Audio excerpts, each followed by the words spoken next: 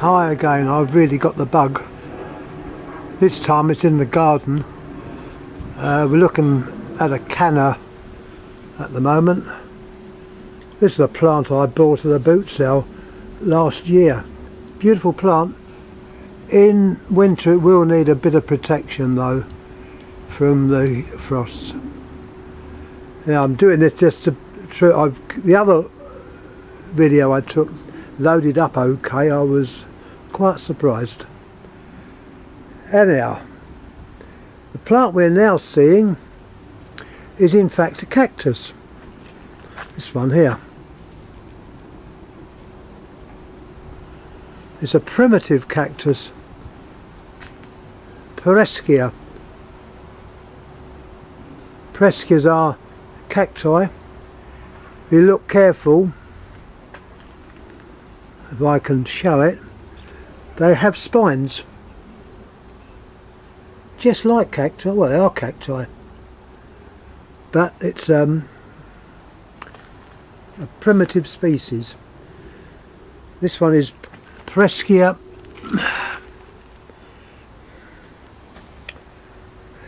rona. Pereschia rona. Or rather Diaz rona. I'm getting a bit tongue-tied. You see it's in a nice large pot, likes a bit of fertiliser and grows well. Once again, this will have to be kept in a greenhouse or indoors during winter, but outside it does fine. At the back you have Ricinus species.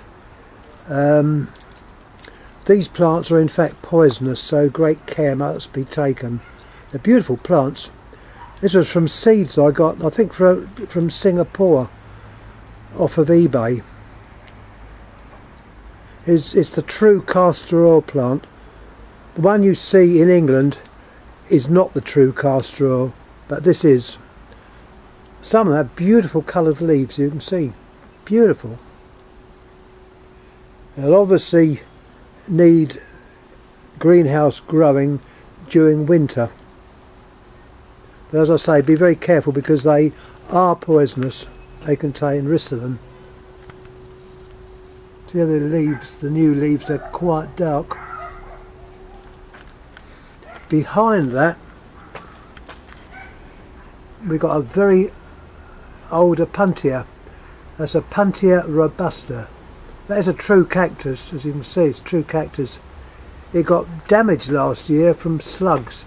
This year I've been lucky and I've kept them at bay, or rather slug bait has. Same plant over at the back. So Opuntia robusta is quite a strong grower, and that stays out the whole year.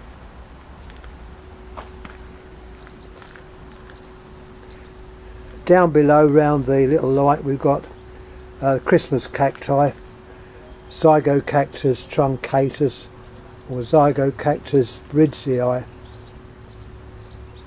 These originally came from South America, but the plants that you see now are all nursery grown. Make a nice show at Christmas time. Moving further along, I sometimes forget the names of these things, so if you'll excuse me. The one we're looking at now is, they call it a sago palm, and I can't think of the name. Behind it, which also grows outside all year round, is another Opuntia. It could be tunicata or imbricata, not too sure, but that stays out the whole year. Coming towards the front, we've got a Tradescantia variety.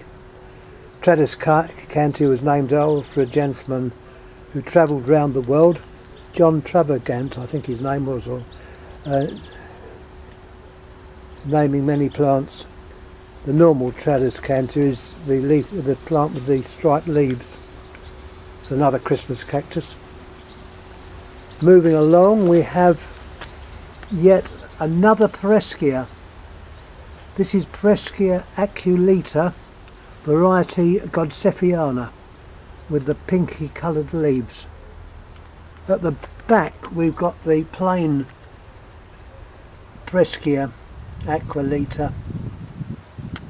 Oh, just in there. These are in pots, just stood outside. They do better outside summertime, but they've got to be brought in for the winter. Another castor oil plant. They're beautiful plants, but as I say, with care they are poisonous. Plant at the back is another variety with dark, almost coppery coloured leaves. There's a couple more poor looking Opuntias at the back.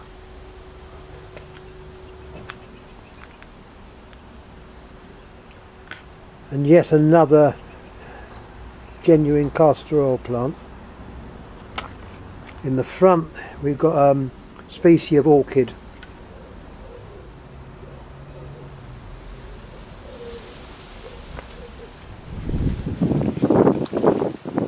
Moving along, we've got a Brugmansia, which in the old days was named Datura. The flowers on these are long, tubular. Once again, this is poisonous. It's a very, very nice plant. And looking further along, we've got the Opuntias.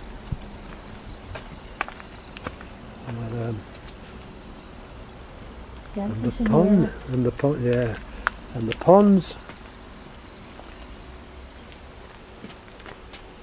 My old Lilium Henryi hasn't done so well this year, but it has flowered.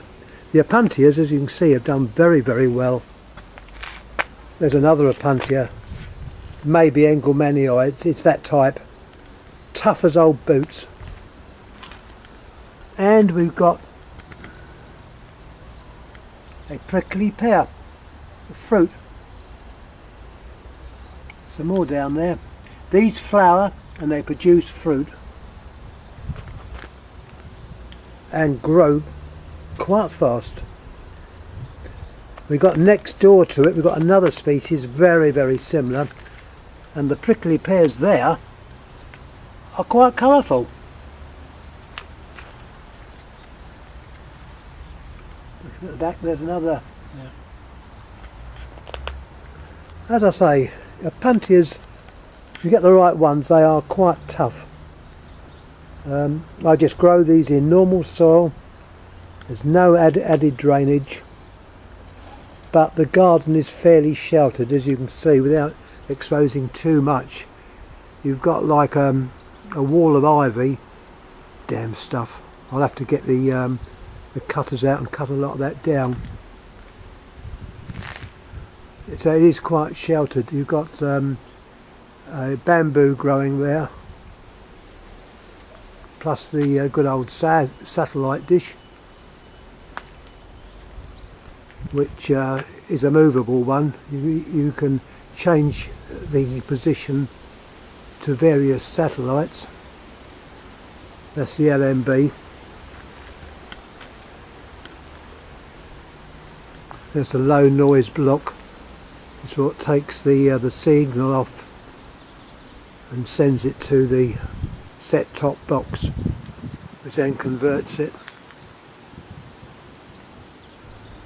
The other bamboo, I won't point it down because I've got like a bit of a tip further down. Yeah, I think that'll virtually do for this time. Oh, just turn round. My two tree ferns, they're doing very well, and these obviously stay out the whole year round.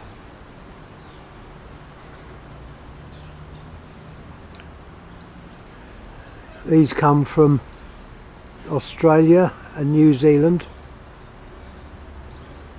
Quite old plants.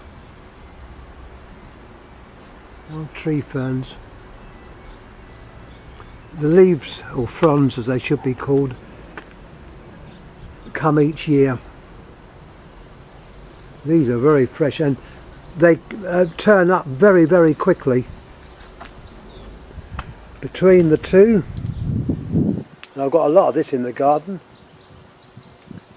is Aspidistra, the cast iron plant. Looking a bit tatty, but they're as tough as old boots.